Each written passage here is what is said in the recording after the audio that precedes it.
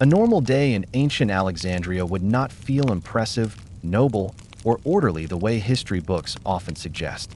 It would feel loud, crowded, confusing, and at times deeply uncomfortable. From the moment the sun rose, the city overwhelmed the senses. The air carried smells that modern cities work hard to eliminate. Streets were packed with people from different cultures speaking different languages, often arguing, shouting, and pushing past one another. Nothing about daily life was quiet, clean, or predictable. This was not a city of calm philosophers strolling peacefully between marble buildings. It was a working city, a trading city, a port city where survival, money, labor, and status collided constantly. Ordinary people woke up to noise, heat, animals, crowds, and danger. Privacy barely existed. Comfort was rare. Hygiene was limited. And what passed for normal would shock most people today. In this video, we are not talking about famous scholars, rulers, or grand monuments. We are walking through an ordinary day as a regular person living in ancient Alexandria. What they smelled, what they heard, what they stepped over in the streets, what they ate, and what risks they faced without even noticing them anymore. If you enjoy these deep, realistic looks at ancient daily life, like the video, subscribe to the channel, and leave a comment telling me which ancient city you want to wake up in next. Now, let's step into the streets of ancient Alexandria and see what normal really meant. A normal day in ancient Alexandria began long before most people felt rested. Sleep was shallow, broken by noise, heat, and the constant movement of people living close together. Homes were not quiet, sealed spaces. Walls were thin, windows were open, and sound traveled freely. Voices from neighbors, animals moving through courtyards, vendors preparing for the morning, and carts rolling over stone all blended into a continuous background that never truly stopped. As the first light appeared, the city was already awake. Alexandria did not rise slowly. It surged into motion.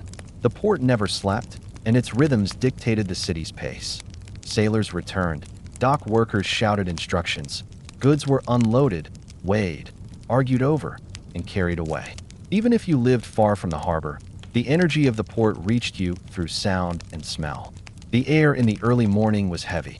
It carried salt from the sea, smoke from cooking fires, waste from animals, and the lingering scent of yesterday's activity.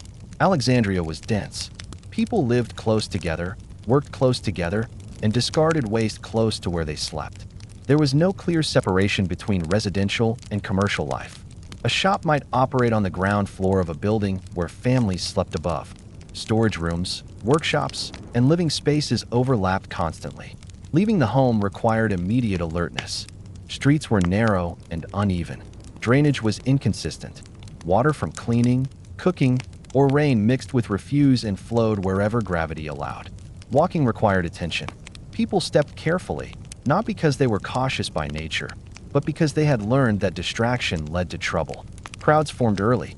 Alexandria was a city of many peoples: locals, traders, sailors, migrants, laborers, and visitors from across the Mediterranean and beyond. Languages mixed constantly.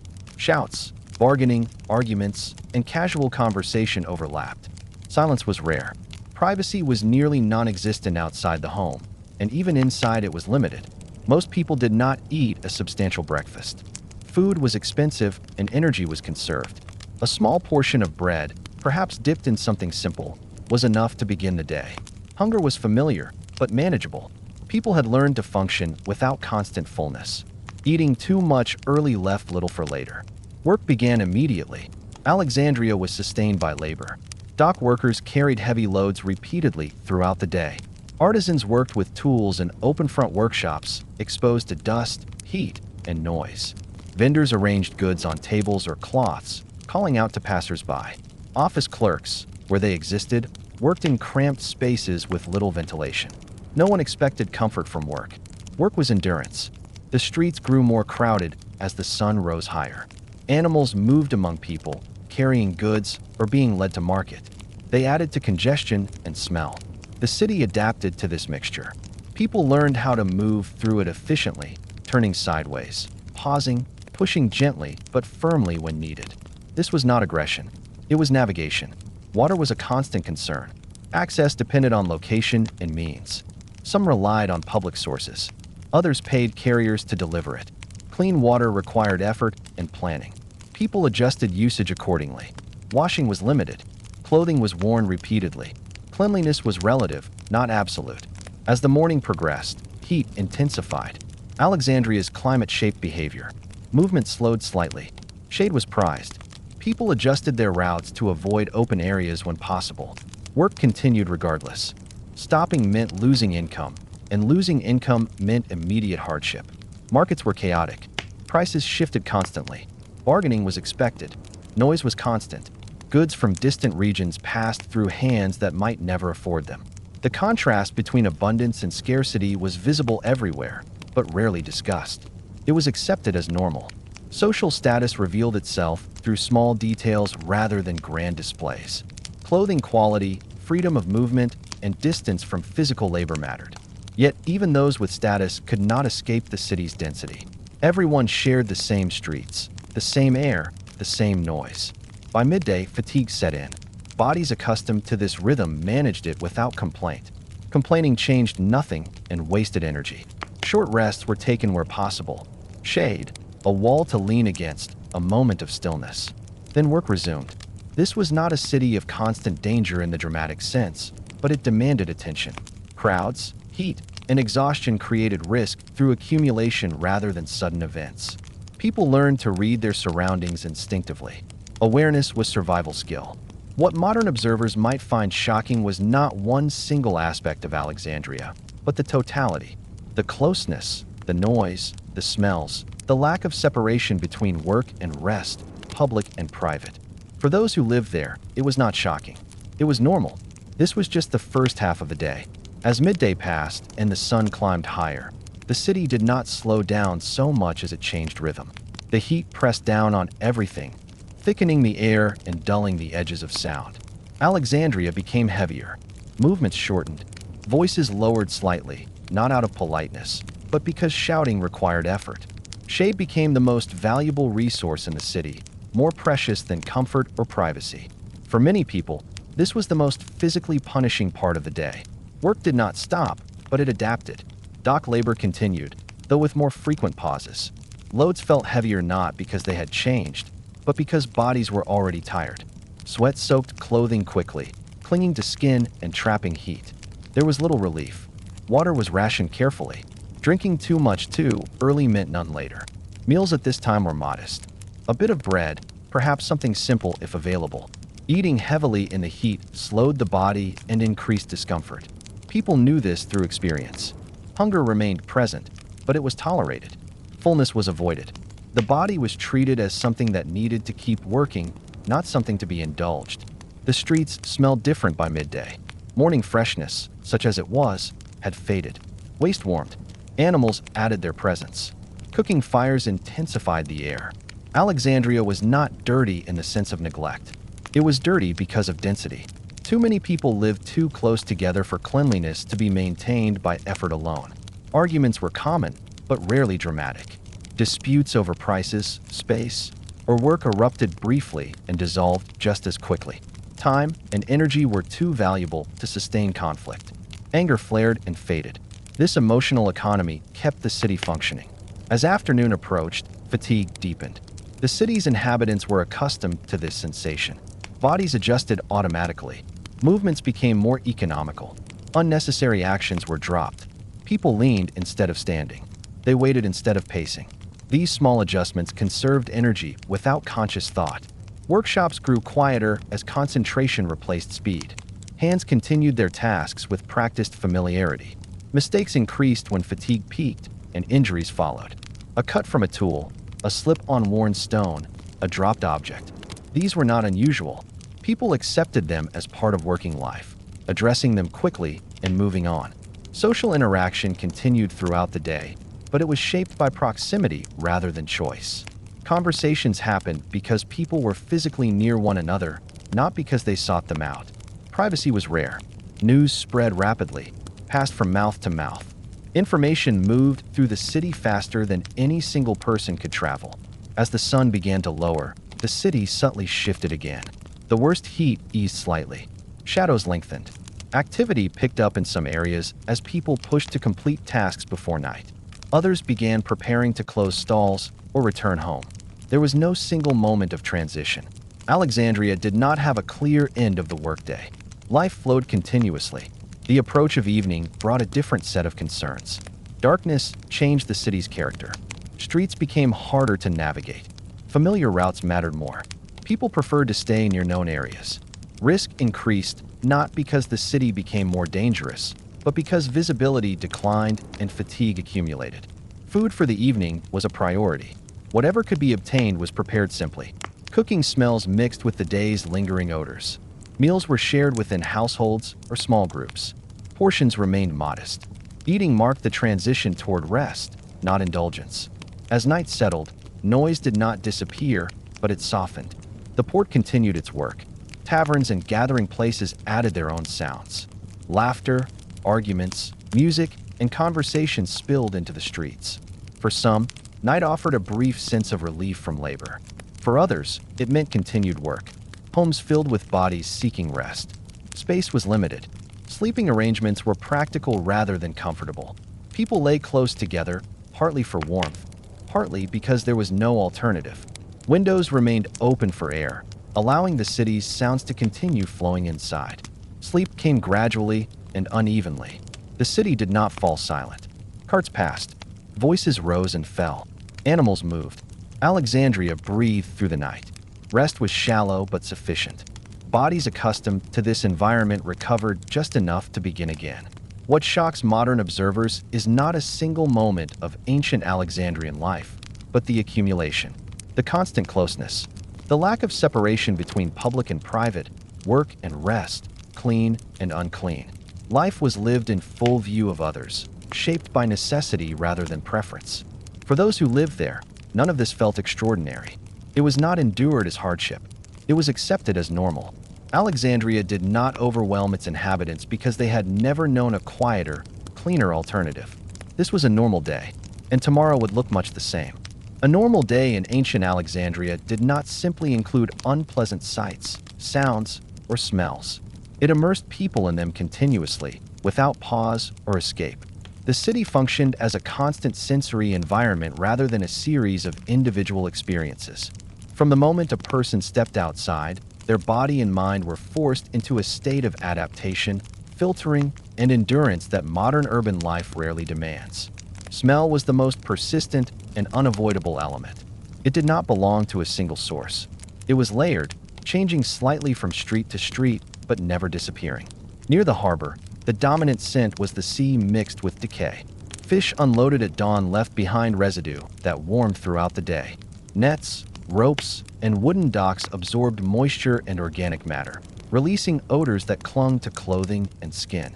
Even after leaving the port district, these smells followed people inland on the air and on their own bodies. Human waste added itself to this background constantly. Alexandria did not possess a sanitation system capable of removing waste from daily life. Chamber pots were emptied where convenient. Wastewater flowed along uneven streets or pooled in low areas. In hot weather, these substances intensified rather than dried away. Smell was not a temporary discomfort. It was a permanent condition of the environment. Cooking contributed another layer. Fires burned throughout the city from morning until night.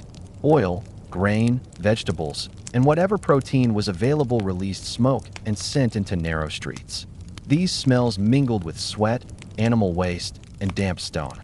The result was not one identifiable odor, but a dense atmosphere that the body learned to ignore unless it changed suddenly. Sound followed a similar pattern. Alexandria did not become noisy at certain hours and quiet at others. Noise was constant, fluctuating in intensity, but never fully fading. Voices echoed off stone walls. Vendors shouted to attract attention. Laborers communicated across distance. Arguments erupted and dissolved. Languages overlapped endlessly. The city spoke all the time. For residents, sound was information. A raised voice could signal conflict, opportunity, or danger. A sudden silence could be more alarming than noise. The mind adapted to interpret sound selectively, tuning out what was familiar and focusing on what was unusual. This filtering was not optional. Without it, mental exhaustion would have been constant. Physical proximity amplified every sensation. Alexandria was densely populated. Buildings pressed close together. Streets were narrow and uneven. People brushed against one another constantly. Touch was unavoidable. Bodies moved through shared space with practiced efficiency, turning sideways, stepping back, pausing without apology. This contact was not interpreted as intrusion. It was simply how movement worked. Personal space did not exist as a concept. The body was always aware of other bodies nearby. Heat transferred easily. Smell moved freely. Sound bounced endlessly. Privacy was limited to moments rather than locations. Even inside homes, noise and air traveled freely. Animals shared this space fully.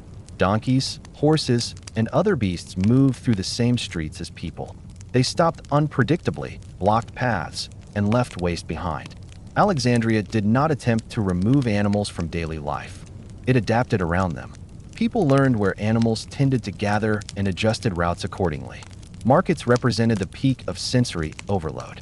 Smell intensified dramatically as raw meat, fish, spices, fruit, sweat, smoke, and waste combined. Noise escalated as vendors competed for attention. Bargaining required repetition, raised voices, and physical closeness. The press of bodies increased. Movement slowed to a shuffle. Time seemed to thicken. For modern observers, such an environment would be overwhelming within minutes. For Alexandrians, it was normal. The human mind adapted by narrowing focus. Attention centered on immediate needs: where to step, when to move, how to avoid collision, how to complete a task quickly. Everything else faded into background noise.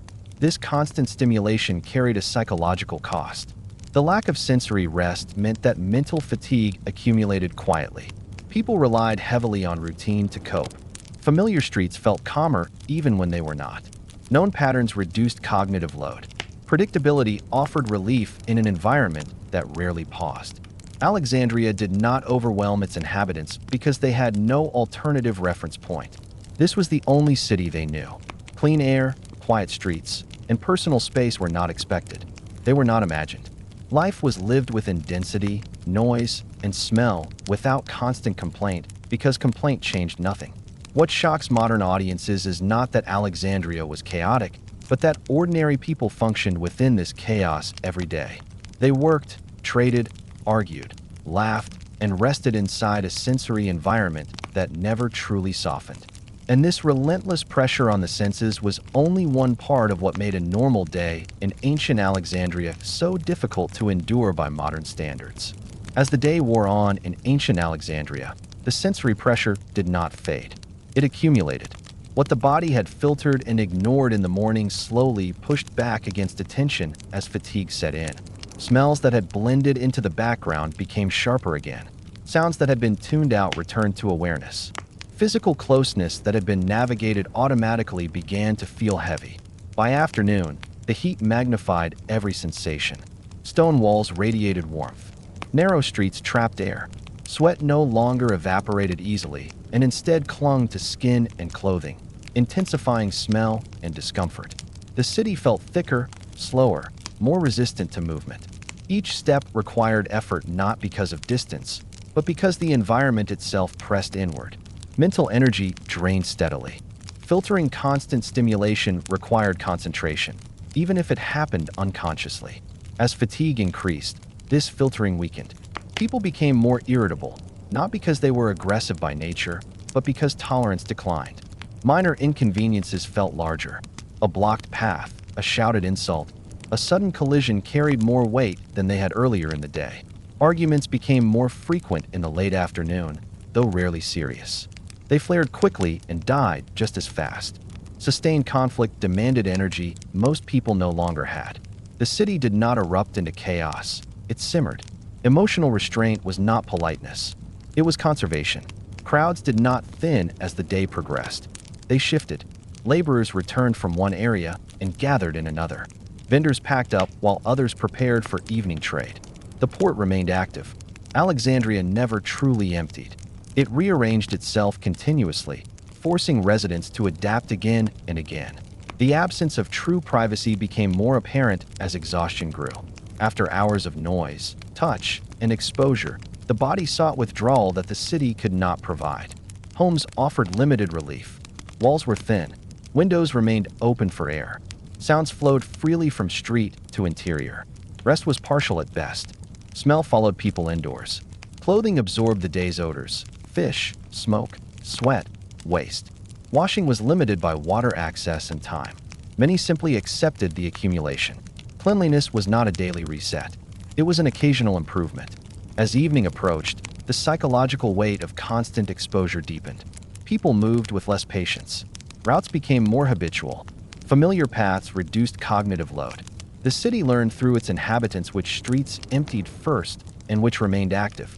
Knowledge of movement patterns became essential to avoiding unnecessary stress. Nightfall did not bring silence. It changed the city's soundscape. Daytime shouts softened into conversation, music, laughter, and arguments from taverns and gathering places. The port continued its work. Animals settled and stirred. Alexandria breathed through the night. For some, evening offered brief social release. Shared food, conversation, and drink provided distraction from fatigue. For others, night meant continued labor or vigilance. Darkness increased risk. Visibility declined. Familiarity with surroundings mattered more. Sleep did not erase the day's sensory load. It muted it temporarily. Rest was shallow, interrupted by sound, heat, and proximity. Bodies accustomed to this environment recovered just enough to repeat the cycle. What made ancient Alexandria truly shocking by modern standards was not one extreme condition, but the absence of relief. There was no clean break between stimulation and rest, between public and private, between work and recovery. Life unfolded in continuous exposure. Yet this exposure did not paralyze the city. People adapted. The human nervous system learned to narrow focus, conserve energy, and accept conditions that would overwhelm someone unprepared. Normal was defined not by comfort, but by survivability. Alexandrians did not romanticize their city's intensity. They lived within it. The sensory storm was not something to be conquered or escaped. It was something to be managed day after day. And by the time night settled fully over the streets, the body was not relieved. It was simply ready to endure again. A normal day in ancient Alexandria was shaped not only by crowds and noise, but by the constant effort required to secure the most basic necessities of life. Food, water, and simple daily supplies were never abstract concepts. They were immediate concerns that demanded time, movement, and negotiation. Nothing arrived effortlessly. Even the act of eating was the result of a long chain of small decisions and compromises made throughout the day. Water was the foundation of everything, and yet it was never fully taken for granted. Access depended heavily on where one lived and how much one could afford. Some households were near public sources, while others relied on carriers who transported water through the streets in heavy containers. This water was not always clean by modern standards. It was accepted as usable if it did not immediately cause illness. People learned through experience which sources were safer and which were best avoided, especially in hot weather when stagnant water became more dangerous. Carrying water was physically demanding. Containers were heavy, and the streets were uneven. Spills were common. Every lost drop mattered. Water was used carefully, not only for drinking but for cooking, limited washing, and cleaning utensils. There was no expectation of abundance. The body learned to tolerate thirst within limits. Food acquisition was equally demanding. Most people did not purchase large quantities at once. Storage space was limited, and spoilage was a constant risk. Food was bought or gathered in small amounts, often daily. Markets were central to this process, but they were unpredictable. Prices fluctuated. Availability changed based on weather, shipping delays, and seasonal variation. A meal that was affordable one day might be unreachable the next. Bread formed the backbone of daily nutrition for many. Grain was ground, baked, and sold in various forms. Quality varied widely. Some bread was coarse, dense, and filling. Other bread was lighter, but more expensive. People adjusted their expectations based on means. Eating was about sustenance, not enjoyment. Protein sources were inconsistent. Fish was common due to the city's location, but freshness varied. Meat was more expensive and less frequently consumed by ordinary people. When it was available, it was often shared among several individuals. Waste was minimal. Bones, scraps, and leftovers were used whenever possible. Cooking was simple and practical. Open fires or small hearths were used where available. Smoke filled living spaces easily. Ventilation was limited. Cooking smells blended into the already dense air of the city. There was no separation between food preparation and daily living. Everything happened in close quarters. Time spent securing food and water competed directly with time spent earning income. This created constant pressure. Delays meant hunger. Missed opportunities meant less food later. People learned to move efficiently, combining tasks when possible, choosing routes that allowed multiple stops without excessive backtracking. Social interaction was woven into this process. Bargaining was expected. Relationships with vendors mattered. Familiarity could mean better prices or access to limited goods. Trust developed slowly and was based on repeated interaction rather than friendliness. Reputation mattered. Hunger was a familiar sensation, but it was managed. People did not expect to feel full. They expected to feel capable. Meals were timed to support work rather than comfort. Eating too much at once slowed the body and increased discomfort in the heat. Small portions spread through the day were more practical. Children learned these patterns early. They accompanied adults, observed transactions, carried small items, and absorbed the logic of scarcity. Food was not demanded. It was negotiated with reality. Illness and fatigue complicated everything. A person too weak to move effectively struggled to secure necessities. Families adapted by sharing labor or relying temporarily on neighbors. These arrangements were fragile. Long-term dependency was difficult to sustain. By afternoon, the effort of acquiring and managing basic supplies weighed heavily. Bodies were tired not only from labor, but from constant calculation. What could be afforded? What could be carried? What could be postponed? The mind never fully relaxed because survival required ongoing attention. Evening meals reflected the day's success or failure. They were not celebrations. They were assessments. Enough to get through the night, or barely enough. Food was eaten with awareness of tomorrow's uncertainty. What shocks modern observers is not that ancient Alexandrians struggled for food and water, but that this struggle was continuous and normalized. There was no dramatic crisis required to make life difficult. Difficulty was built into the structure of daily existence. This constant negotiation with basic needs shaped behavior, relationships, and expectations. Life was lived close to its limits, not because people were careless, but because the city demanded it. And this was only one layer of what made a normal day in ancient Alexandria so demanding. As the afternoon moved toward evening, the effort required to secure food and water in ancient Alexandria did not end. It shifted. What had been physical movement and bargaining earlier in the day became careful management and restraint later on. The question was no longer how to obtain more, but how to make what had been obtained last through the night and into the uncertain morning. Homes offered limited space and limited separation between activities. Food was prepared where people slept, talked, and rested. Storage was minimal. Containers were reused repeatedly. Any excess moisture or warmth risked spoilage, especially in hotter months. People learned to keep food dry, shaded, and protected from animals. This vigilance was constant and habitual rather than anxious. Water use became even more deliberate as evening approached. Drinking was paced. Cooking required careful measurement. Washing was minimal and often postponed. Cleanliness was understood differently than it is today. The goal was not freshness, but functionality. Utensils were wiped rather than washed thoroughly. Hands were cleaned when necessary, not repeatedly. Water was too valuable to waste. Meals were simple and repetitive. Familiar foods reduced risk and effort. Variety was a luxury. People did not expect novelty. They expected reliability. Eating was quiet and practical, focused on restoring enough energy to continue rather than creating enjoyment. Conversation, if it happened, was subdued. Fatigue narrowed attention.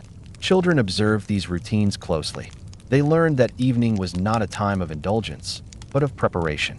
What remained after the meal mattered as much as what was consumed. Saving a small portion for morning could mean starting the day with strength rather than depletion. As night settled, the city's supply networks did not fully shut down.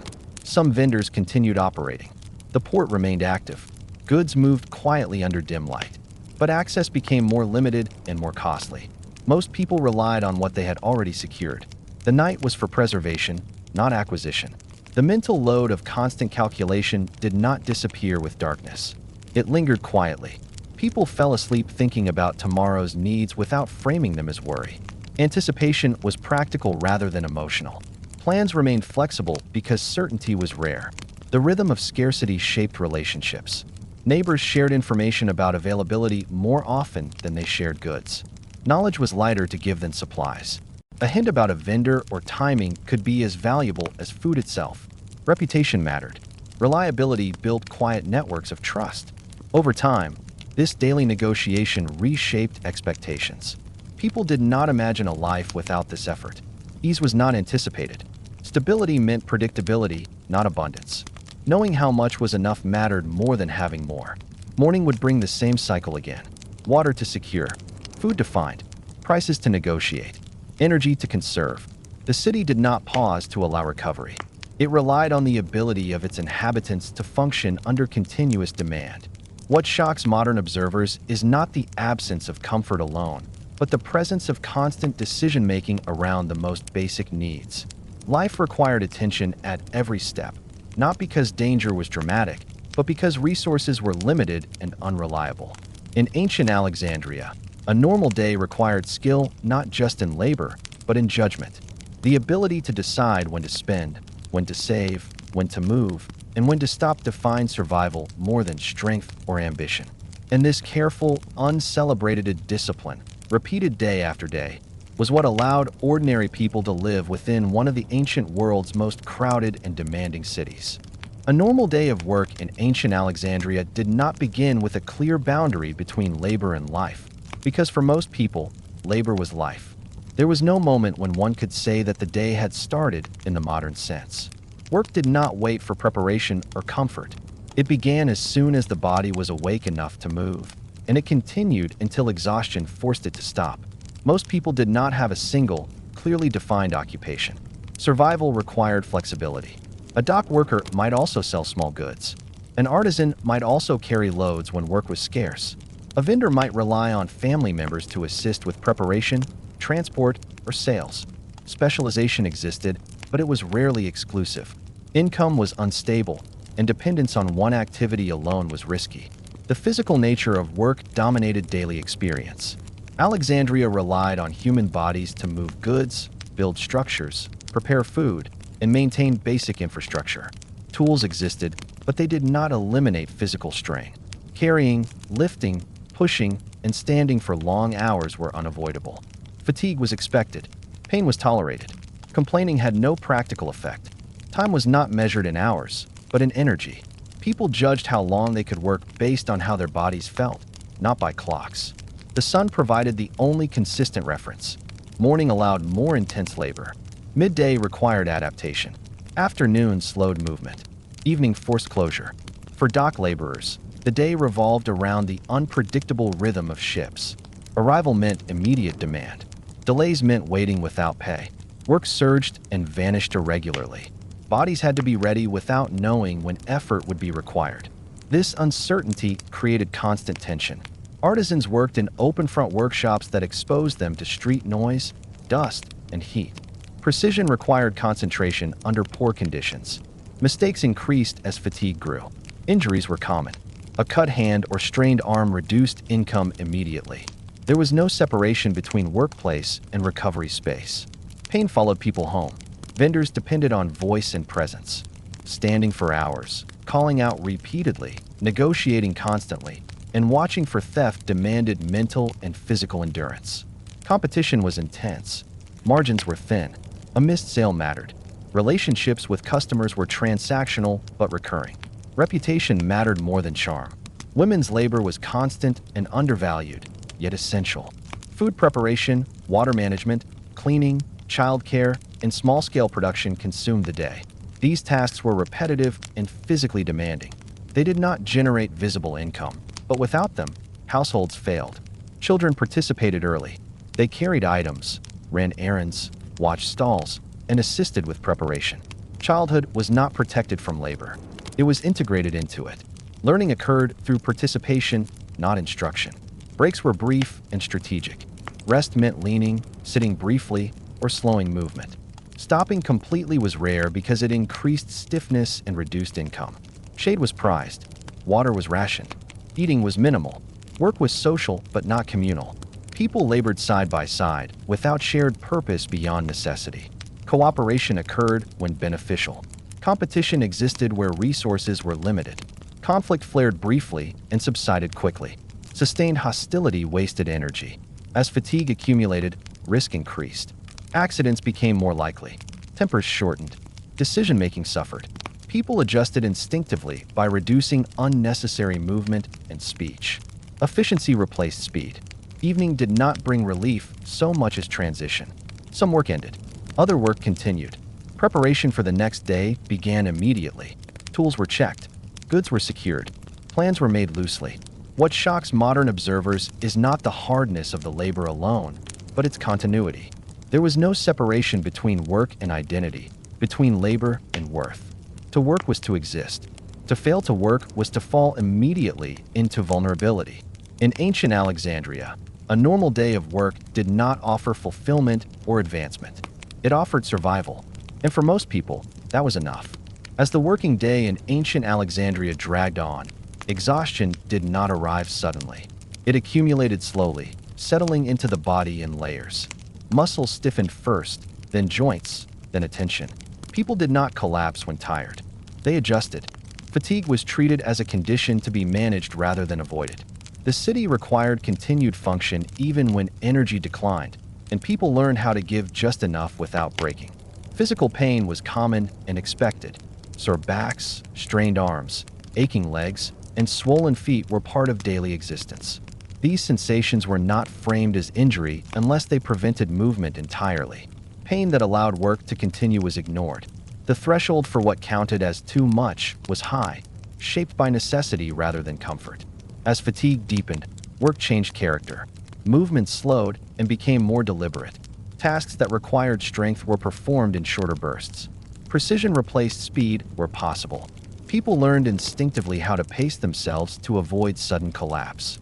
This pacing was not taught. It was learned through failure and consequence. Mental fatigue followed physical exhaustion closely. Decision-making became simpler. People avoided complex choices late in the day. Familiar routines were favored because they reduced cognitive effort. New opportunities were often ignored not because they lacked value, but because evaluating them required energy that was no longer available. This narrowing of attention affected social behavior. Conversation shortened. Jokes faded. Speech became functional. Words were used to convey information rather than emotion. Silence increased not because people were unfriendly, but because talking consumed effort. Shared quiet was efficient. Mistakes increased as the day wore on. Dropped goods, miscounted items, minor injuries, and misunderstandings became more common.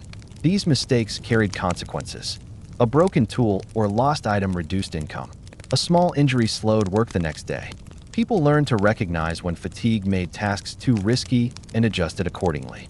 Evening did not represent rest in the modern sense. It represented transition. Work shifted rather than ended. Goods needed securing. Tools required checking. Food had to be prepared.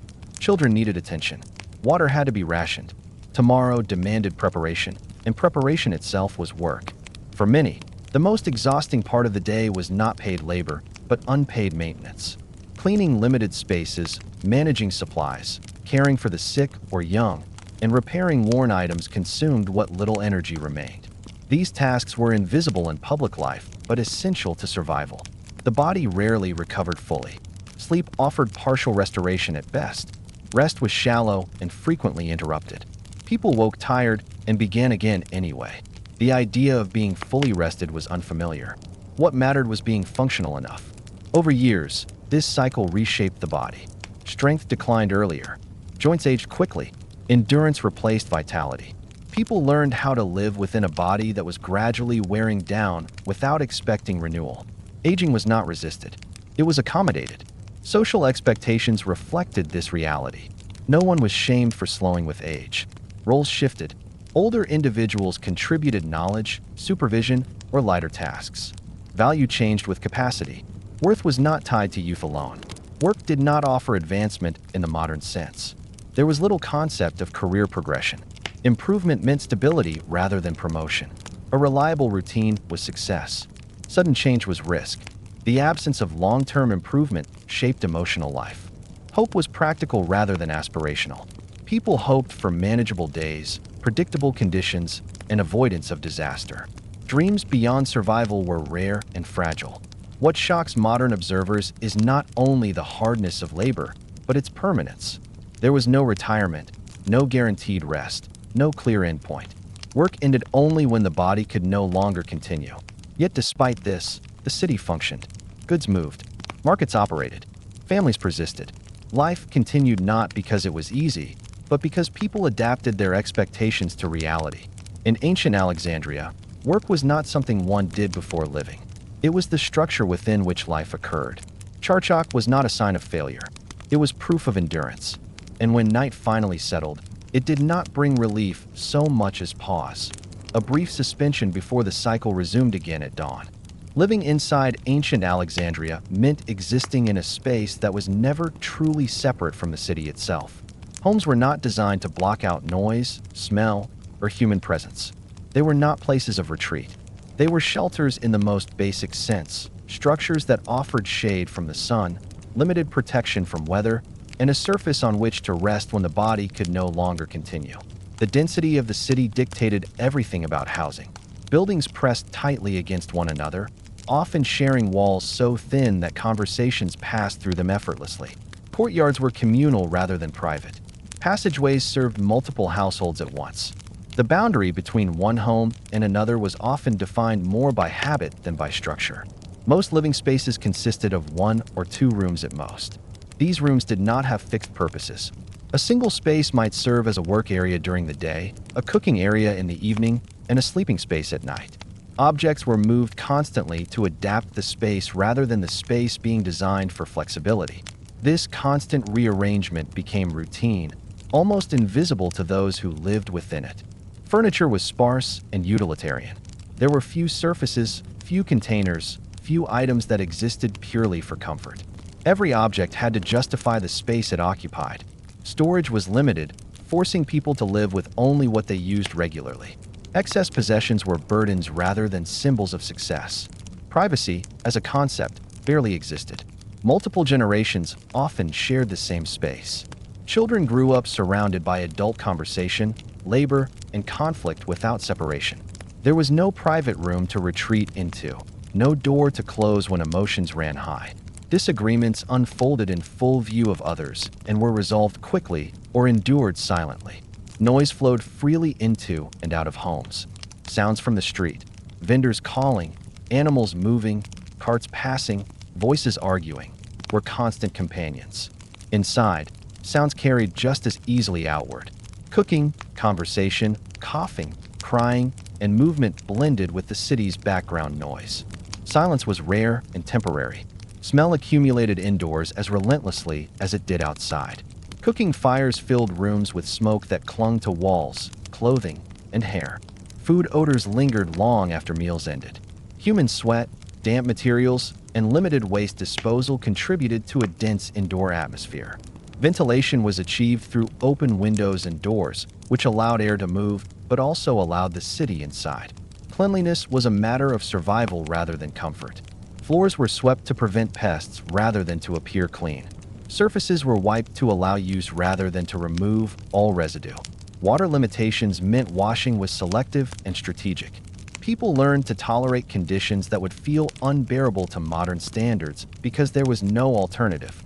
Sleep arrangements reflected necessity. People slept close together for warmth and space efficiency. Bedding was simple and often shared. Turning during sleep was limited by proximity. Rest was light, interrupted by sound, heat, and movement. Yet the body adapted. What would feel like deprivation to outsiders was normal to residents. The lack of solitude shaped emotional life profoundly. Feelings could not be hidden easily. Joy, frustration, anger, and fatigue were visible to others at all times. This constant exposure encouraged emotional restraint. Excess expression invited attention and tension. Calm endurance was valued over openness. Homes did not offer escape from work. Tools, materials, and unfinished tasks were often stored where people slept. The sight of labor waiting for the next day was unavoidable. The boundary between work and rest blurred until it nearly disappeared. Life did not pause indoors. It merely shifted pace. Despite all this, homes mattered deeply. Familiar arrangements provided stability. Recognizable smells, objects, and routines anchored people emotionally. Even a cramped, uncomfortable space could feel safe because it was known. The predictability of home counterbalanced the chaos of the city. Visitors from elsewhere often found Alexandrian homes shocking, not because they were uniquely poor, but because they offered so little separation between individual and environment. For residents, this was not deprivation.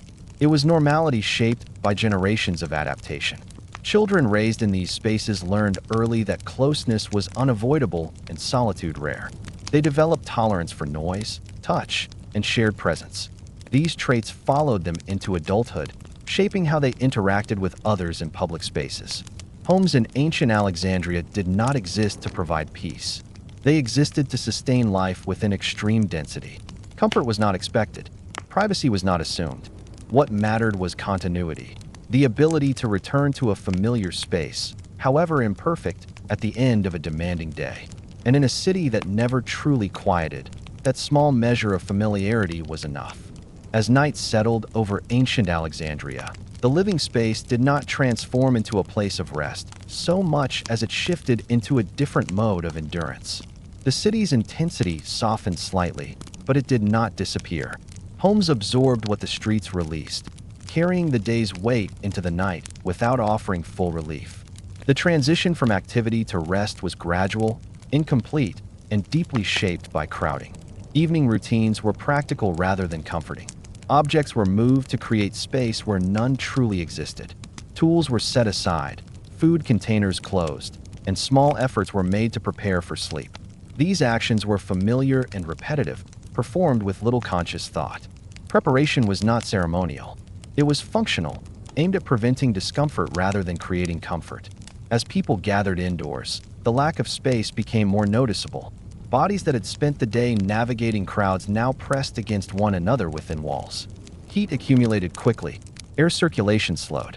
Smells from cooking, sweat, and the day's labor concentrated in enclosed spaces.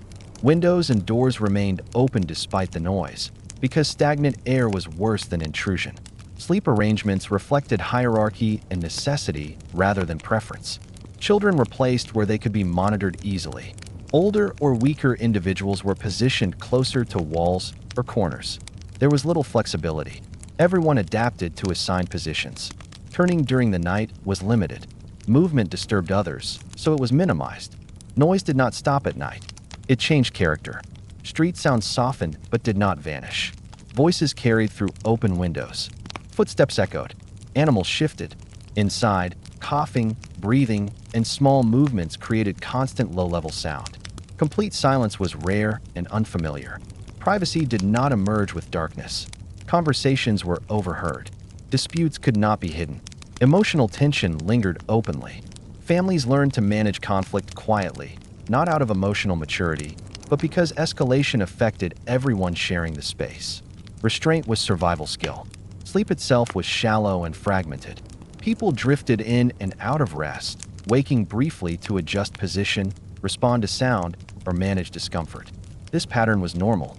Deep, uninterrupted sleep was uncommon.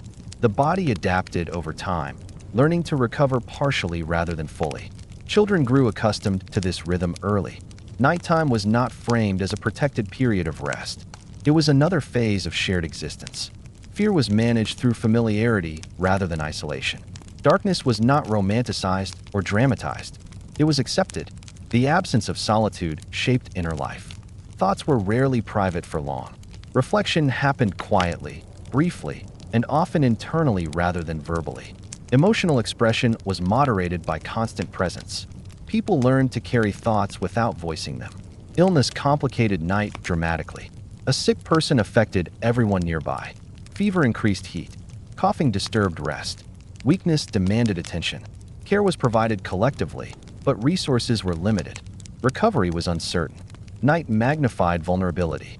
Despite these challenges, homes offered continuity. Familiar patterns anchored people mentally. Knowing where to lie, when to rest, and how the night would unfold reduced anxiety. Predictability mattered more than comfort. As dawn approached, the night loosened its hold. People woke gradually rather than abruptly. There was no clear division between sleeping and waking. Bodies shifted, rose, and resumed movement without ceremony. Another day began within the same constrained space. What shocks modern observers is not only the lack of comfort, but the lack of expectation for it. Alexandrians did not imagine a home as a refuge from others. They understood it as a shared container for life. Individual space was not a right. It was a rarity. Living this way shaped resilience. People learned to tolerate closeness, noise, and constant exposure without emotional collapse. These traits carried into public life, making the city's density survivable. Homes in ancient Alexandria did not promise peace. They promised continuity. They allowed life to persist within constraint. And in a city defined by pressure, that continuity was enough. Health in ancient Alexandria was not understood as a stable condition to be maintained through prevention and care. It was understood as a temporary balance that could be lost at any moment. People did not expect to remain healthy. They expected to function until they could not. Illness was not an interruption to life. It was one of its most predictable features. Daily existence exposed the body to constant strain. Heat, crowding, poor air circulation, physical labor, and limited rest wore people down gradually. Small injuries accumulated. Cuts became infected. Strains became chronic pain. Minor illnesses lingered rather than resolved. The body was treated as a tool that degraded with use, not as something to be preserved for the long term. Water quality varied widely, and its impact on health was immediate. Drinking water that appeared clear could still cause illness. People learned through experience which sources were safer, but certainty was impossible. Stomach illness was common and often accepted as part of life. Dehydration followed quickly in heat, especially during labor. Recovery depended less on treatment than on endurance. Food contributed to illness as often as it prevented it. Spoilage was a constant risk. Meat, fish, and cooked foods did not keep well. Smell and appearance were used to judge safety, but these methods were imperfect. People sometimes ate food that harmed them because hunger left no alternative. The line between nourishment and danger was thin. Crowding amplified disease. People lived, worked, and slept in close proximity. Illness spread easily. Coughs, fevers, and skin conditions moved through households and neighborhoods without resistance. Isolation was rarely possible. A sick person affected everyone nearby simply by existing in shared space. Medical knowledge existed, but it was limited and unevenly distributed. Remedies focused on symptom relief rather than cure. Some treatments helped. Others did nothing. Access depended on means, connections, and luck. Most people relied on observation, habit, and time. Recovery was uncertain. Pain management was minimal. Discomfort was tolerated rather than treated. People learned to function despite pain because waiting for relief meant waiting indefinitely. This tolerance shaped behavior. Movement adjusted. Tasks changed. Life continued at reduced capacity rather than stopping. Injuries were common at work. Cuts, burns, falls, and crushed fingers happened regularly. Protective equipment was minimal. A serious injury could end a person's ability to work immediately. There was no safety net. Families and neighbors absorbed the burden temporarily, but long-term support was fragile. Chronic conditions accumulated with age. Joint pain, reduced mobility, vision loss, and hearing decline appeared earlier than in modern populations. Aging was not delayed. It was managed. Roles shifted. Older individuals contributed knowledge and supervision rather than physical labor. Value changed with capability. Mental health was not separated from physical health.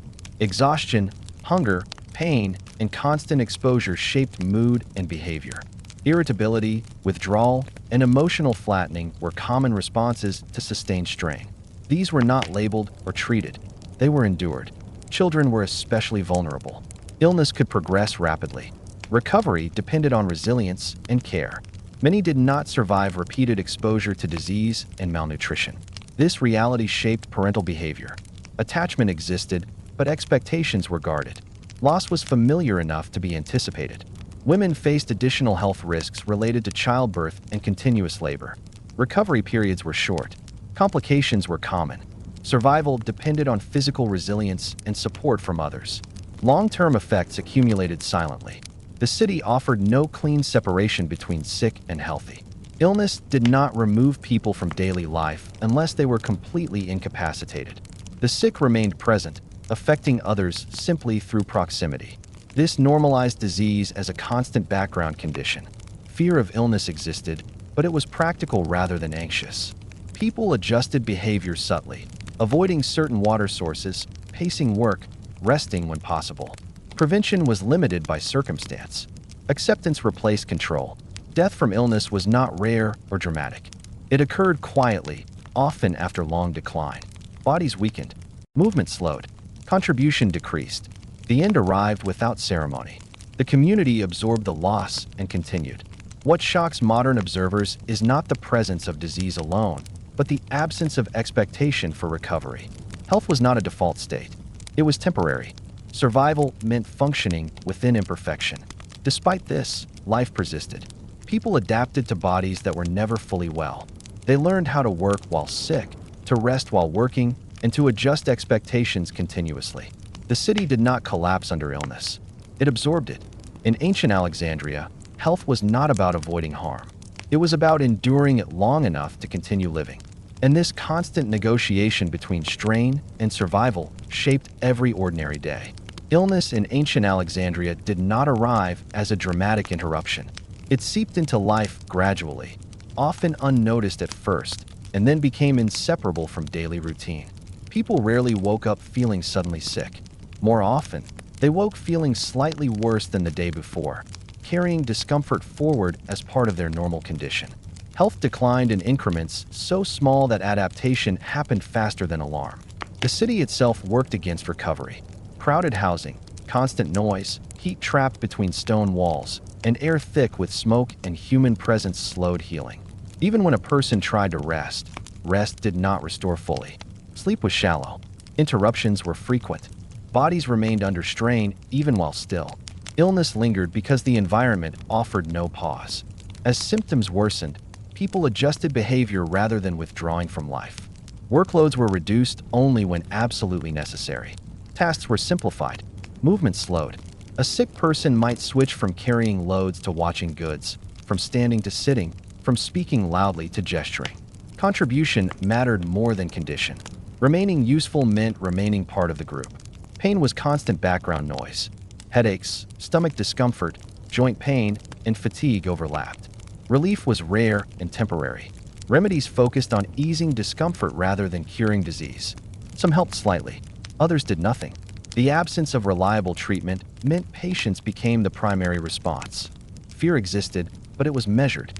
People did not panic at the first sign of illness because panic offered no solution. Instead, they watched carefully for signs of decline that crossed into danger. Inability to stand, persistent fever, confusion, severe weakness. Only then did concern sharpen. By that point, options were limited. The spread of illness through households was expected. Shared space meant shared exposure. When one person fell ill, others often followed. This was not interpreted as failure. It was understood as consequence. Families adapted by redistributing tasks, conserving energy, and accepting temporary decline in productivity. Death was close enough to be familiar, but not close enough to dominate thought constantly. People did not live in fear of dying every day. They lived with the knowledge that death was possible at any time and adjusted expectations accordingly. Plans were flexible. Attachments were real but tempered by realism. The dying were not isolated dramatically. They remained within shared space as long as possible. Care was practical. Comfort was offered where it could be. Rituals were simple. The emphasis was not on prolonging life at all costs, but on maintaining dignity within limitation. Children observed illness and death early. They learned that bodies failed gradually. They learned that loss did not stop life. This exposure shaped emotional resilience. Grief existed, but it did not paralyze the household for long. Survival demanded continuation. Women carried additional burdens of illness related to pregnancy, childbirth, and recovery under strain. Complications were common. Recovery was incomplete. Many carried long-term effects silently. Care responsibilities often fell on those least rested themselves. Older people lived with accumulated damage. Body stiffened. Strength declined. Vision dimmed. Pain increased. Yet age did not remove value. Experience mattered. Knowledge of the city, of people, of timing, and of survival strategies became more important as physical ability declined. Mental strain accompanied physical decline. Fatigue narrowed attention. Hope focused on immediate improvement rather than long-term recovery. People did not imagine returning to full health. They imagined returning to function. That expectation shaped emotional response. Public spaces reflected this quiet endurance. Sick individuals moved among the healthy. There was no clean division. Life continued in mixed condition. The city functioned because people adjusted collectively rather than expecting elimination of illness. Epidemics, when they occurred, intensified these patterns rather than changing them. Crowding accelerated spread. Fear increased briefly. Then adaptation resumed. Avoidance was limited. Acceptance returned quickly because alternatives were few.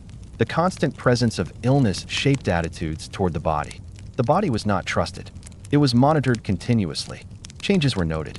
Limits were respected when forced. Pride in physical ability was cautious because decline was expected. What shocks modern observers is not only how much illness existed, but how calmly it was integrated into life. There was no expectation that the body should remain well. Health was temporary. Decline was normal. Survival depended on flexibility rather than control. Even so, people lived. They worked. They formed relationships. They raised children. They navigated the city with bodies that were rarely fully healthy. Endurance replaced wellness as the measure of success. In ancient Alexandria, illness was not the opposite of normal life. It was one of its defining conditions. To live, there was to accept fragility and continue anyway. And it was this quiet, persistent continuation, despite pain, weakness, and uncertainty, that allowed ordinary life to unfold day after day within one of the ancient world's most demanding cities. Living in ancient Alexandria meant existing in a state of constant low-level alertness. Danger did not usually appear as sudden, dramatic events. It lived in accumulation, in crowds, in exhaustion, in darkness, and in the absence of reliable protection. Safety was not something a person assumed.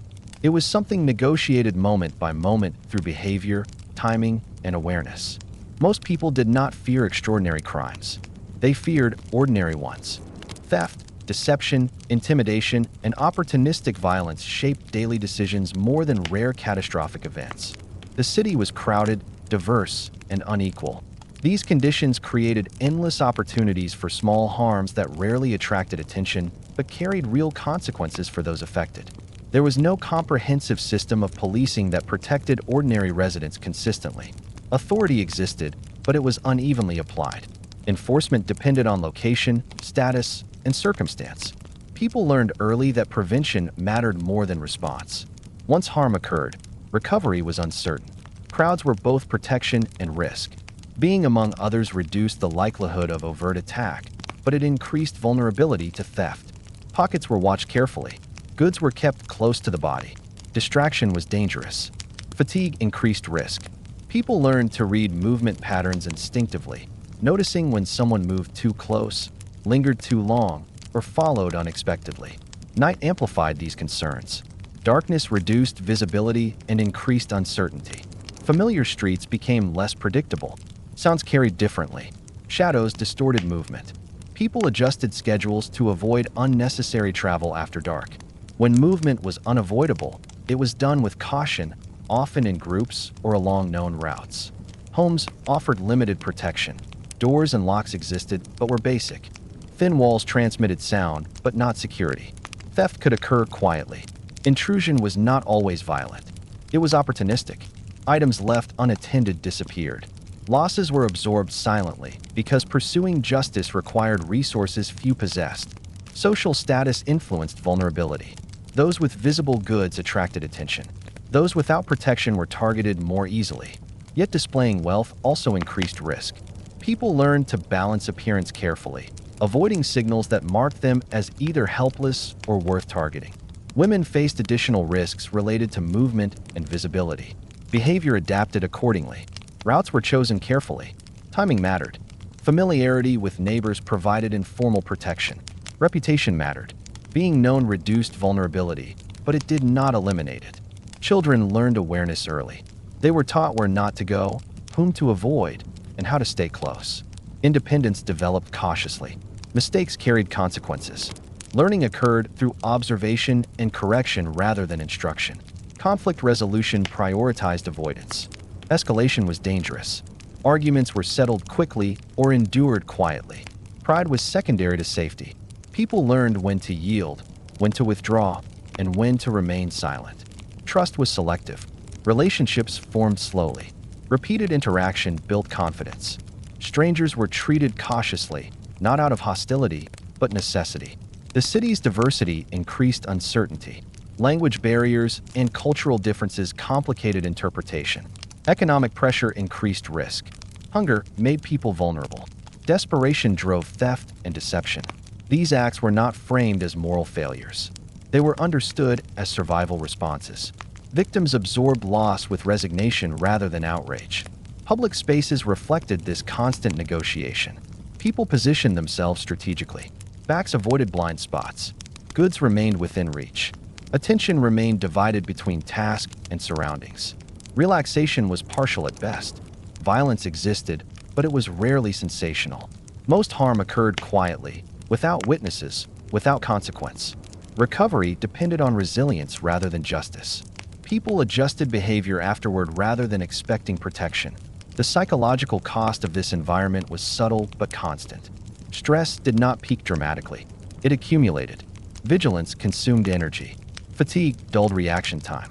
The body learned to balance alertness with endurance to avoid collapse. Despite this, life continued. Markets functioned. Families persisted. The city did not descend into chaos because people adapted behaviorally. Informal norms regulated conduct. Reputation restrained excess. Familiarity created pockets of relative safety. What shocks modern observers is not the presence of danger, but the absence of reliable protection. Safety was personal, situational, and fragile. It depended on awareness rather than authority. In ancient Alexandria, survival required not courage, but caution. People lived not by confronting danger, but by avoiding it skillfully. This quiet vigilance shaped every ordinary day. And this constant, understated negotiation with risk defined daily life as surely as work, hunger, or fatigue. As darkness settled fully over ancient Alexandria, the city's risks did not disappear. They changed form. Daytime danger was diffuse, spread across crowds and exhaustion. Night concentrated uncertainty. Visibility declined, familiar landmarks blurred, and the margin for error narrowed. People did not fear the night because it was mysterious. They feared it because it reduced control. Movement after dark required calculation. Routes chosen during the day were reassessed. Narrow alleys that felt manageable in sunlight became threatening when shadows erased detail. Uneven stones turned into hazards. Sounds became harder to interpret. Footsteps echoed without clear direction. People learned which streets retained activity late and which emptied early. These patterns were memorized through experience rather than instruction. Most ordinary residents avoided unnecessary travel at night. Work schedules adapted accordingly. Those who had to move after dark did so with caution, often waiting for companions or timing movement to coincide with known flows of people. Safety came from predictability. Unplanned movement increased risk. Lighting was limited and uneven. Torches and lamps illuminated small areas, but created deep shadows beyond their reach. Light revealed as much as it concealed. Carrying a light made one visible, which could deter some threats but attract others. People balanced illumination carefully, using just enough to see the ground without announcing themselves loudly. Homes did not become secure fortresses at night. Doors provided symbolic separation more than physical defense. Locks existed but were basic. Thin walls transmitted sound easily. Intrusions were often quiet rather than forceful. Theft favored opportunity over confrontation. Items left near openings disappeared silently. Fear was managed rather than eliminated. People did not remain in constant panic. That would have been unsustainable. Instead, they developed routines that reduced exposure. Doors were secured as best as possible. Valuable items were kept close. Sleeping arrangements positioned adults near entrances when possible. These habits provided a sense of control, even if protection was imperfect. The psychological weight of nighttime vulnerability shaped behavior subtly. Sleep was lighter. Sounds triggered alertness. Sudden movement prompted brief waking. People rested with one part of the mind attentive. This pattern was normal. Deep, unbroken sleep was rare not because of fear alone, but because the environment demanded readiness. Women experienced night differently. Movement after dark carried additional risk. Social norms reflected this reality. Behavior adapted to reduce visibility and exposure. Reputation functioned as informal protection. Being known within a neighborhood reduced vulnerability, but did not remove it entirely. Children absorbed these patterns early. Night was not framed as a time of safety. It was framed as a time of caution. Stories, warnings, and observation taught boundaries. Fear was practical rather than imaginative. It focused on places and behaviors rather than abstract threats. Conflict at night was particularly dangerous. Darkness reduced witnesses. Resolution favored avoidance. Arguments that might flare during the day were suppressed after dark. Pride gave way to caution. Silence preserved safety. Alcohol consumption, where it occurred, increased risk. Intoxication dulled awareness. People who drank too much became targets or caused trouble. Communities recognized this pattern and adjusted behavior accordingly. Excess was tolerated less at night. Authority was less visible after dark. Enforcement weakened. Response times increased. This absence reinforced reliance on personal strategy rather than external protection. People learned not to expect intervention. Self-management mattered more. The cumulative effect of living this way shaped emotional life. Anxiety did not spike dramatically. It settled into a steady background presence. Vigilance became habitual. Relaxation was partial. Trust was conditional. These traits allowed survival without constant distress. Over years, this environment reshaped identity. People understood themselves as vulnerable but capable. Confidence came not from protection, but from awareness. Knowing how to move, when to stop, and where to avoid mattered more than physical strength. Social bonds formed partly around shared vigilance. Neighbors watched familiar patterns. Unusual behavior drew attention. Informal surveillance created pockets of relative safety. These networks were imperfect but functional. Crime did not destroy the city because it remained mostly small-scale and opportunistic. Large-scale violence disrupted trade and survival and was discouraged by mutual dependence. Stability was fragile but maintained through adaptation rather than enforcement. What shocks modern observers is not that Alexandria was dangerous, but that danger was managed without systems designed to eliminate it. People lived with risk as a permanent condition. They adjusted expectations accordingly. Fear did not dominate daily thought. It informed behavior quietly.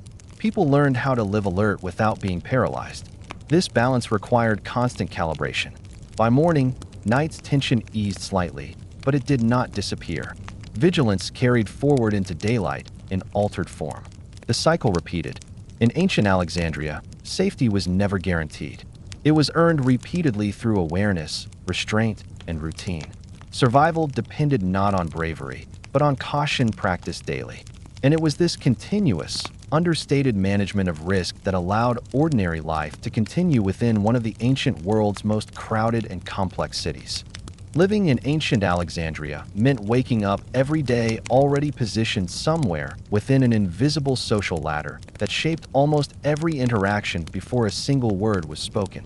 People did not need to ask who mattered more and who mattered less.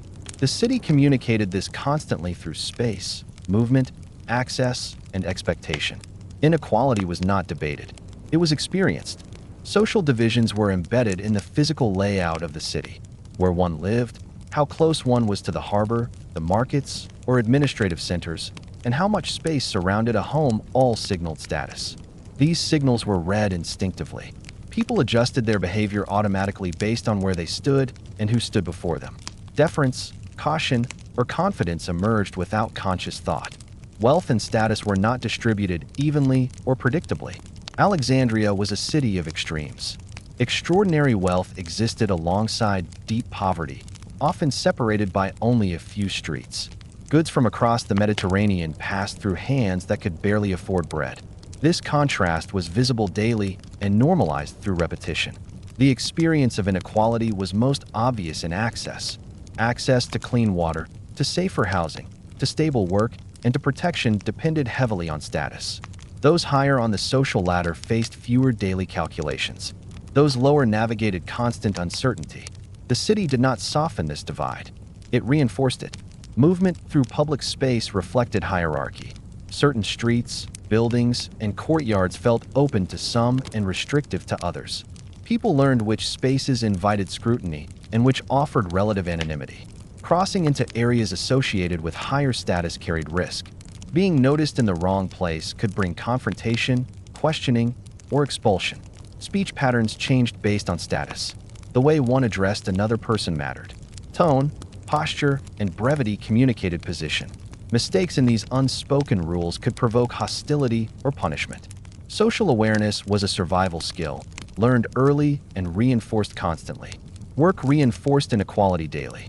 Labor-intensive tasks were concentrated among the lowest ranks. Those who carried, cleaned, repaired, or served absorbed physical strain and health risk without corresponding reward. More stable and less physically demanding roles clustered higher on the ladder. Mobility between these layers was limited and uncertain. Economic insecurity magnified inequality's impact. A single setback, a missed opportunity, an injury, an illness, could push someone further down with little chance of recovery. Safety nets were informal and fragile. Assistance depended on relationships rather than rights. Public justice reflected status disparities clearly. Enforcement was uneven. Those with connections navigated systems more easily. Those without absorbed loss quietly. Complaints required time, confidence, and leverage. Many simply endured wrongs because response carried risk. Housing conditions varied sharply. Crowded, deteriorating spaces contrasted with more secure and spacious dwellings. This affected health, rest, and safety. Inequality was felt in the body as much as in the mind. Better conditions meant fewer daily drains on energy. Poorer conditions compounded exhaustion. Food access followed similar patterns. Choice, quality, and reliability varied by status. Hunger was not evenly distributed. Some experienced it as occasional inconvenience, others as constant background pressure. Markets offered abundance, but affordability determined reality. Social relationships crossed class lines cautiously.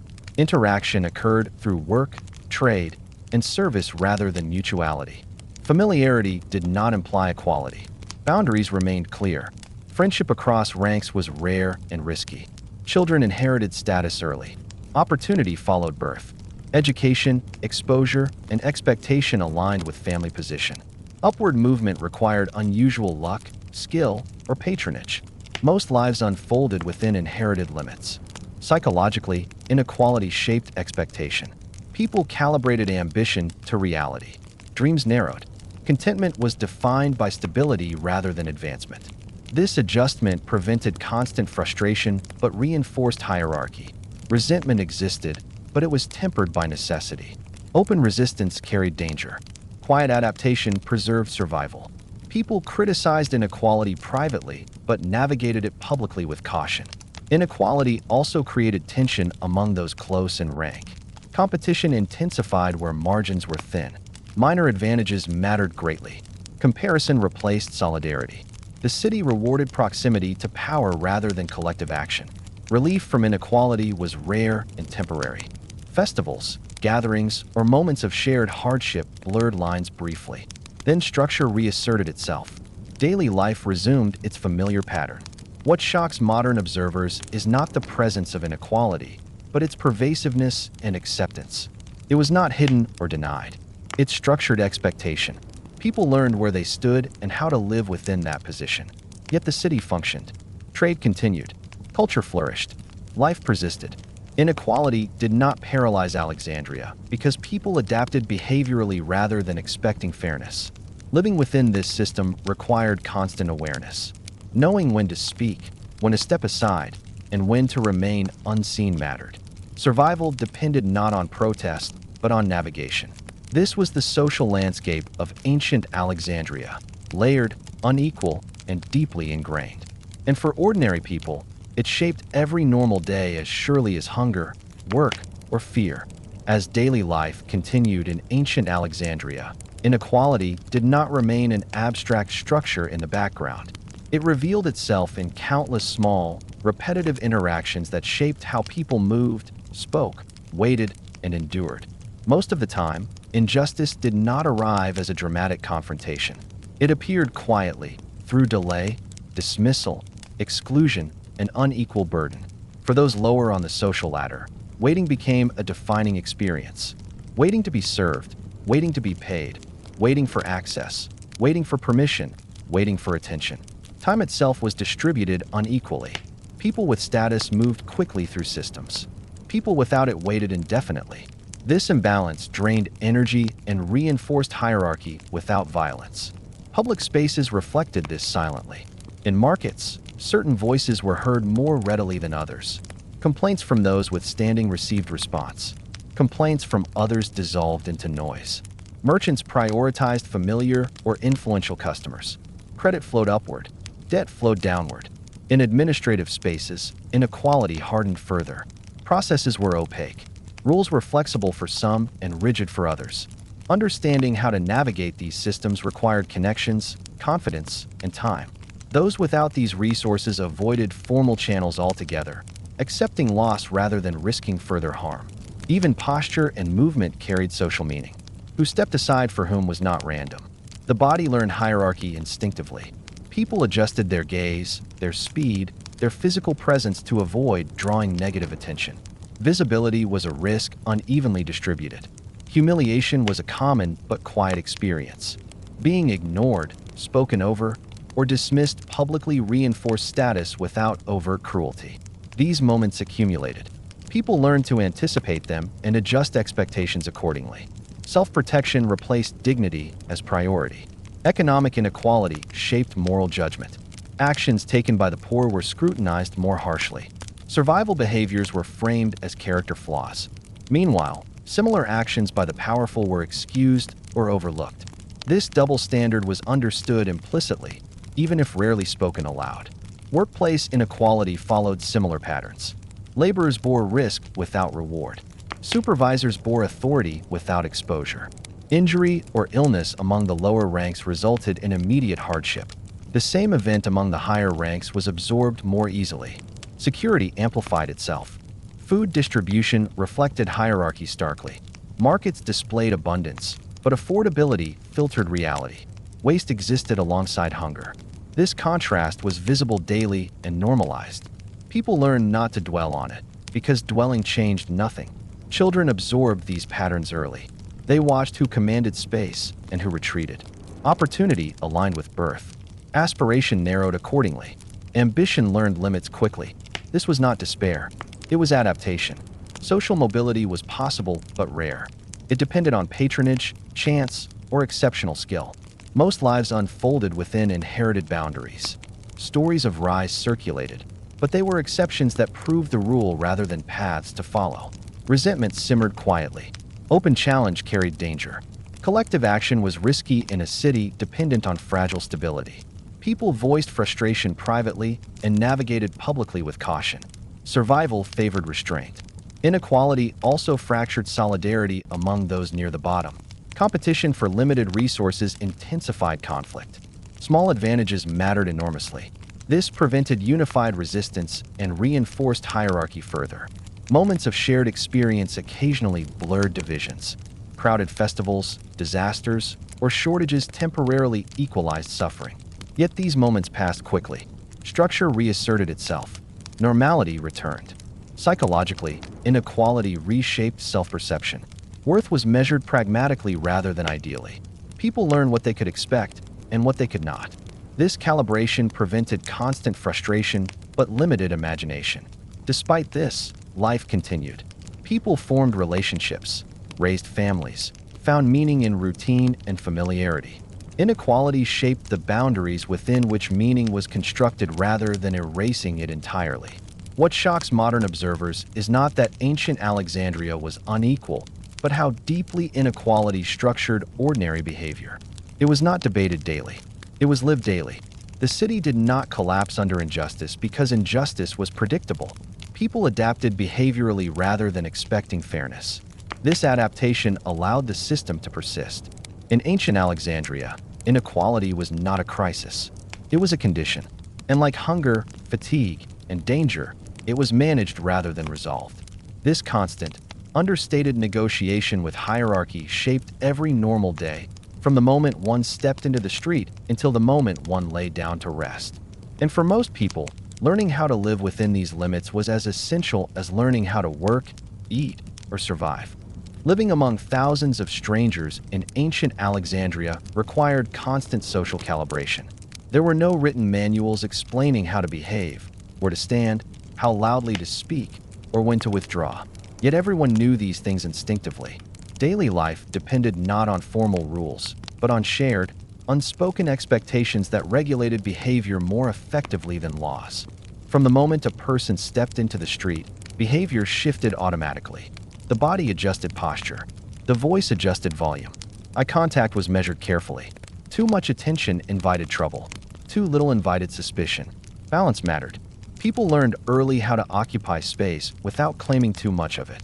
Public behavior followed invisible boundaries. Standing too long in one place drew attention. Moving too quickly suggested urgency or intent. Lingering near certain buildings invited questioning. People learned which spaces tolerated loitering and which did not. This knowledge was absorbed through observation rather than instruction. Speech was governed by context. In crowded areas, voices rose naturally to compete with noise. In more controlled spaces, voices softened. Addressing someone directly required awareness of relative status. Tone mattered more than words. A respectful tone could diffuse tension even when content was unwelcome. A careless tone could escalate harmless exchanges. Interrupting was common but selective. Those with status interrupted freely. Those without waited. This pattern was rarely challenged. Conversations were less about exchange and more about positioning. Listening was often safer than speaking. Gestures were restrained. Excessive movement attracted notice. Hands were kept close to the body. Pointing was limited. Touch occurred through necessity rather than familiarity. Accidental contact was ignored quickly to avoid escalation. Daily interactions were transactional. Politeness existed, but it was practical rather than warm. Greetings were brief. Prolonged social engagement cost time and energy. People learned how to end conversations efficiently without offense. Conflict avoidance shaped behavior deeply. Public arguments were risky. Losing face invited future trouble. Most disagreements were settled quietly or postponed indefinitely. Yielding was not weakness. It was survival strategy. Reputation functioned as social currency. Being known as predictable, calm, and non-confrontational reduced risk. Unpredictability attracted scrutiny. People guarded their reputations carefully because repairing damage was difficult. Observation was constant. People watched how others behaved and adjusted accordingly. Deviation stood out immediately. Conformity offered camouflage. Standing out was rarely advantageous. Time influenced behavior. Morning allowed more tolerance. Afternoon fatigue shortened patience. Evening heightened caution. Behavior shifted with light and crowd density.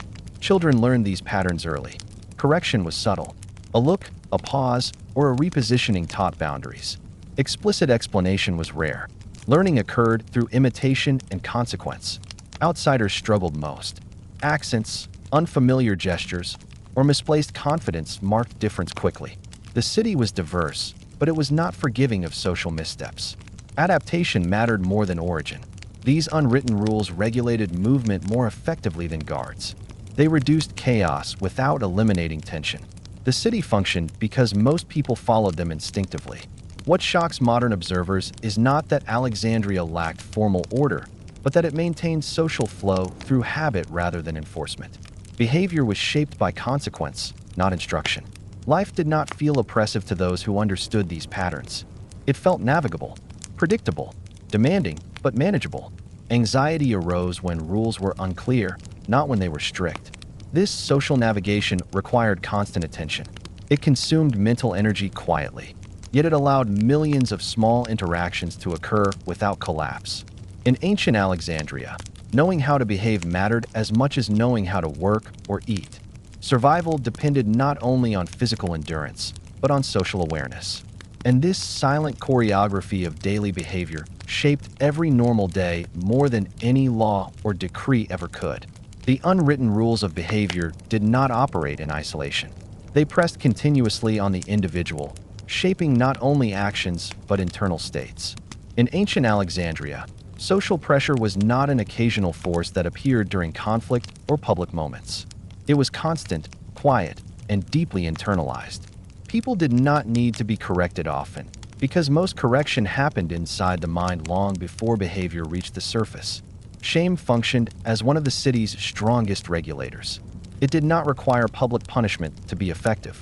The fear of being noticed, remembered, or labeled was enough. A single moment of visible misjudgment could follow a person for years. Reputation traveled faster than explanation, and once damaged, it was difficult to repair. This reality trained people to monitor themselves relentlessly. Obro, public standing, was not built through grand acts. It was built through consistency, showing up when expected, behaving predictably, not causing disturbance. Reliability mattered more than charisma. People who blended smoothly into the city's rhythm were trusted more than those who stood out, even if they were talented or confident. This created an environment where self-expression was limited not by explicit prohibition, but by consequence. People learned which parts of themselves could be displayed safely and which needed to remain private. Loud emotion, strong opinion, or visible ambition could draw unwanted attention. Restraint protected survival. The body itself became a tool of social management. Posture signaled deference or confidence. Pace signaled intent. Facial expression was controlled carefully. Too much emotion suggested instability. Too little suggested suspicion. Balance mattered constantly. Social pressure intensified in moments of uncertainty. When crowds thickened, when resources tightened, or when authority was nearby, behavior became more restrained. People lowered voices. Movements became smaller. Eye contact shortened. This collective tightening reduced risk but increased internal strain. The cost of constant self-monitoring was fatigue. Not physical fatigue alone, but mental exhaustion. The mind was always engaged, always filtering behavior through consequence. Relaxation was partial at best. Even among familiar people, boundaries remained. Complete emotional release was rare. Humiliation did not need to be dramatic to be effective. Being ignored, overlooked, or dismissed publicly communicated position clearly. These moments were brief but powerful. They reinforced hierarchy without violence. People adjusted behavior afterward to avoid repetition. Status protected against some pressures but introduced others. Those with visibility faced expectation. Mistakes carried larger consequences. Privilege allowed movement, but it also attracted scrutiny. Confidence had to be measured carefully to avoid resentment or challenge. Those lower on the social ladder faced different pressures. Invisibility offered safety but limited opportunity.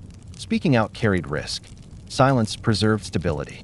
Many learned to exist quietly within narrow boundaries, valuing predictability over possibility. Children absorbed these dynamics early. Correction was subtle. A pause, a look, or a repositioning communicated more than words. Embarrassment taught faster than instruction. Over time, behavior aligned with expectation automatically. Failure to adapt marked outsiders quickly. Newcomers who misjudged tone, space, or timing attracted attention. Correction came through exclusion rather than explanation. Survival required observation and imitation. Social pressure also regulated morality. Acts were judged less by abstract principle and more by disruption. Causing trouble was worse than causing harm quietly. Order mattered more than justice. This shaped ethical behavior in practical rather than ideal terms. Gossip reinforced norms efficiently. Information traveled informally. Stories warned more effectively than rules. People learned what not to do by watching consequences fall on others. This indirect regulation maintained control without constant enforcement. Despite this pressure, people were not constantly miserable. Adaptation reduced friction. Once patterns were learned, navigation became automatic. Anxiety decreased as predictability increased. Knowing the limits provided a form of security. Yet this security came at the cost of flexibility. Deviating from expectation was difficult. Innovation was risky. Change occurred slowly and unevenly. Stability was preserved, but at the expense of personal freedom. Social pressure followed people everywhere. It did not end at home. Family spaces carried their own expectations. Roles were reinforced constantly. Deviation invited tension. Silence often replaced confrontation. Over time, this environment shaped identity. People understood themselves in relation to others rather than as independent units. Self-worth was relational. Identity was situational. Confidence came from fitting rather than standing apart. What shocks modern observers is not that ancient Alexandria was socially strict, but that so much regulation occurred without written law or constant force. Control lived inside behavior itself. People carried the city within them. This internalization allowed a dense, diverse population to coexist without constant collapse. The cost was constant self-restraint. The benefit was survival within complexity. In ancient Alexandria, daily life required not only physical endurance, but social discipline. Knowing when to speak, when to withdraw, when to be seen, and when to disappear mattered as much as any skill. And it was this continuous, quiet self-control, practiced by millions of ordinary people, that allowed a normal day in the city to unfold without falling apart. A normal day in ancient Alexandria did not end cleanly. It did not resolve itself into rest, reflection, or closure. Instead, the pressures of the day followed people into the evening and pressed quietly against them through the night, carrying forward into the next morning without interruption. The city did not allow psychological distance from itself. It stayed present in the body, the senses, and the mind. By the time evening arrived, most people were already depleted, not dramatically exhausted, but worn thin by accumulation. Hunger had been managed rather than solved. Pain had been tolerated rather than relieved. Noise had been filtered rather than escaped. Social pressure had been navigated rather than lifted. None of these burdens alone broke a person. Together, repeated daily, they shaped a constant low-level strain that defined ordinary existence. What modern observers often misunderstand is that this strain was not perceived as abnormal. It was the baseline. People did not compare their lives to a quieter, cleaner, safer alternative. There was no reference point for ease. The city defined normality, and normality defined expectation. Life was judged not by comfort, but by continuity. As people returned to their living spaces, the day did not release its grip. Bodies carried the city's residue indoors: dust, sweat, smell, and fatigue. Clothing absorbed evidence of labor and environment. Washing, where possible, reduced discomfort slightly, but did not reset the body. Cleanliness was partial and temporary. The next day would add to what remained. Conversation in the evening was subdued. There was little energy for recounting the day in detail. Shared understanding made explanation unnecessary. Everyone had endured something similar. Silence did not indicate distance. It indicated efficiency. Words were saved for necessity. The mind did not unwind easily. Thoughts lingered on practical concerns. What remained for tomorrow? What might be lacking? What had gone wrong? What needed repair? Anxiety was not dramatic. It was practical. Anticipation focused on immediate demands rather than distant outcomes. The future was compressed into manageable segments because imagining more offered no advantage. Sleep, when it came, was functional rather than restorative. It muted awareness without eliminating it. Sounds from the street and neighboring spaces continued to pass through consciousness. The body rested lightly, prepared to respond. This pattern was normal and deeply ingrained. The idea of complete disengagement was unfamiliar. Night did not feel safe or unsafe in absolute terms. It felt conditional. Safety depended on routine holding, on familiar sounds remaining familiar, on nothing unexpected breaking the pattern. People rested within that conditional stability, ready to adjust if necessary. The following morning would not feel new. It would feel like continuation. The city did not offer psychological resets. Days blended together through repetition. What distinguished one day from another were small variations in difficulty, not fundamental change. This continuity shaped identity. People understood themselves not as individuals moving through distinct experiences, but as participants in an ongoing process of endurance. Self-worth was tied to reliability rather than achievement. Showing up mattered more than standing out. Social comparison existed but was restrained.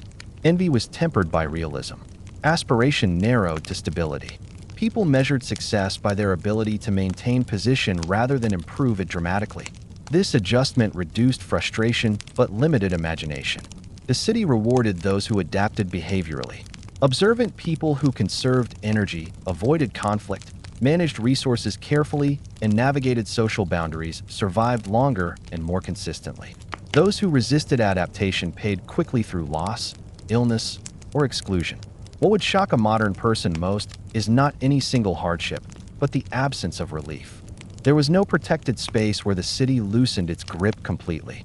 Public and private life overlapped. Work and rest blended. Exposure was constant. Yet within this environment, people found forms of meaning that did not rely on comfort. Familiar routines, shared endurance, and predictable patterns provided stability. Knowing what to expect, even if it was difficult, mattered more than hoping for ease.